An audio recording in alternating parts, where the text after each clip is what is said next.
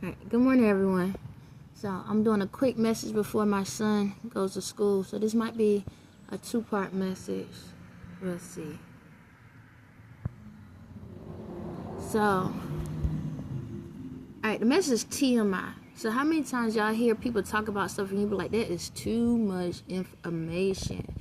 Okay? I'm trying to show y'all too much information. So I was in the bathroom, and we all go to the bathroom once in our life.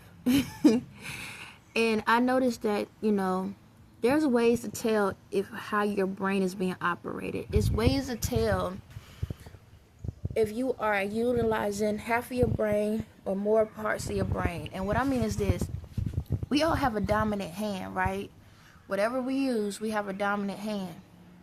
But the thing about it is this: when y'all go to the bathroom, especially ladies, but then, guys do too. Whenever, guys, normally when they number two, ladies is both parts. When y'all go to the restrooms, have y'all ever noticed sometimes they got the tissue that's just sitting there and you got to go bad? But they got the tissue sitting there and you got to put your hand in the thing to pull the tissue out, or you try to pull it out. So that's one hand. You're using your dominant hand to wipe yourself and stuff, right? Men and women. Then when you go to the bathrooms, right, and y'all, for the ones that don't have the automatic, or even in your own home, okay, let's just look at it in your own home. Let's go back. We'll look at your own home. When you wipe yourself, right, and then when you go to wash your hands, do you use the dominant hand that you wipe yourself with to turn the water on to wash your hands, or do you use your other hand? That's the reason I'm asking. So we're going to focus, even if you're in your house, right? Some of y'all got the fancy houses where it's on the spule or whatever you want to call it, and some of y'all just got the tissue sitting down or whatever, and y'all got multiple people come in there using the bathroom. So when your hand go inside that little paper part, the brown part, and just to take the tissue out, right, you using your dominant hand. That's the same hand you use to wipe your behind and stuff. So that's the same hand everybody else using to wipe their behind and stuff with, their dominant hand. And it goes right back, because, if you need to go back and wipe again just to make sure you're good. That's one part. Then, I know I'm messing up with the germaphobes. I know, it is what it is. But then you go wash your hands. Which hand do you use to turn the water on? So, when you do that, now you using that same dominant hand that you just did your number 1 or 2 with to turn the water on to wash your hands. Then, after you wash your hands, you use that same dominant hand to sit back and turn the water off. So you got germ to germ, no matter what. I know, I'm hitting nerves. So this is the thing. This is how you know which side of your brain you really operating with, or if you use them both. Yes, we have dominant hands, but you have to learn how to utilize your other part of your body. Okay, when you start knowing, this is how you're gonna start knowing if your brain levels are elevated. For myself, because my brain levels elevated, I'm recognizing even more of what I do with what I do. So now I'm to the point that, okay, let me use the other hand. Now, don't get me wrong. Some people use tissue stuff, whatever. We all do different things. But now I'm like, okay, if this is my dominant hand, that means my dominant hand is going to have to do a lot of work. And if it's doing a lot of work, it's going to get dirty. So if I'm not using my other hand, that means it's clean. It hasn't been used. That means that it's weaker, or not so much weaker. It doesn't have enough of knowledge or understanding of what the dominant hand has to go through.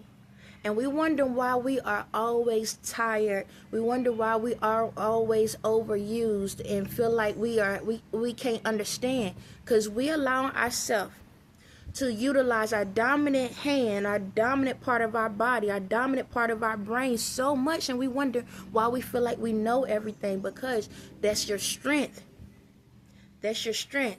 Now you got to teach the other hand how to do the same thing the other side of your body can do. Now you got to teach your other hand that, okay, this teamwork, yeah, I can wipe and do all of that with my right hand, but my left hand, you're gonna have to start picking up the slack. You need to be able to turn that knob on. You need to be able to pick up that soap so that I can make sure that I'm taking care of the other side of me. I need to take care of the other part of me. I need to make sure that I let the other side of me know that I'm not using you and abusing you to the point that you're not able to function the way you need to function. That's the same analogy for when it comes to your reality and your spirit. One side of you is being used more than the other. And it's time for you to realize that in order for me to be at my truly full potential, I need to take the weight off of either my reality, or I need to take the weight off my spirit and teach the other part how to walk in this world, how to be used in this world, how to maneuver in this world. I need to elevate that other side of me, so just in case if I get overexhausted, just in case if I start feeling weary, just in case if I feel like I'm not sure what to do, the other side can come in and handle everything like it needs to. See, it's just like our penmanship, or just like playing a game when if somebody up the bat. How many times y'all see people that like football players or something, right? And they sure to get popped out of place, but they the thrower, right? They the person got to throw the ball or something. Now what happens? Now are they out of the game? Now they out of the game, so they can't throw anymore. So now they lose their career because that was their throwing arm. You know, no different than baseball players, that's their throwing arm. No different than basketball players, that's their throwing arm. See, the problem is we only focus on one part of our lives and forget that, guess what? Sometimes that part of our life need a break too. So we need to start training the other side of ourselves to understand how to work the game, how to play the game. So when one get exhausted, we don't have to get kicked out of the game and be put on the bench and be put on the side where we can't do anything. We know that, hey, boss, I can still be in the game. I can still throw it with this other arm. I can still catch with this other arm. I can still pick up with this other arm. See, that's the problem in the world. We feel like it's too much information, too much knowledge, too much things to do. It's too much work. But the thing about it is this: when you are exhausted and you feel like you can't move and you feel like you can't do what you need in the world, just say, hey, I thought it was too much information. On that note, have a blessed day.